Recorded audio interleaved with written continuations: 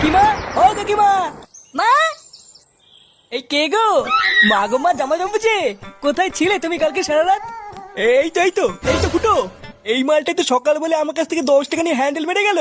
কালকে ছিল তুই সারা গ্রামে টাকা নিয়ে হ্যান্ডেল মেরে বেড়াচ্ছিস? এইসব কি বলছো গো জামাইবাবু? হ্যান্ডেল মেরে বেড়াচ্ছি মানে? মা গো মা, এটা কে গো জামাইবাবু? আমি তো একে ঠিক চিনতে পারলাম না গো।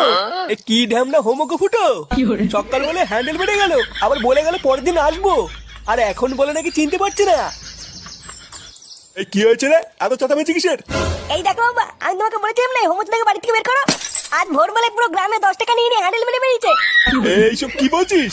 ফুটো ঠিকই বলছে কাকু। এই দেখো, মদনকে জিজ্ঞাসা করো, আজ ভোরবেলায় মদনের কাছ থেকে 10 টাকা নিয়ে ওর হ্যান্ডেল মেরে দিয়েছে। ইয়ে মানে হ্যাঁ গো নান্টুদা।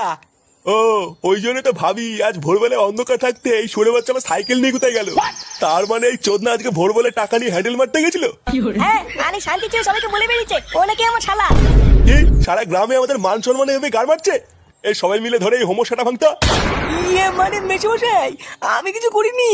কিছু করিসনি লেউড়ি? বাঞ্চো দাস তোর এমন সেটা ভাঙবো তুই আর কোনোদিন এই বাড়িতে আসবি না। কি হলো কি বলা বাঞ্চো নাকি? জামাইবাবু,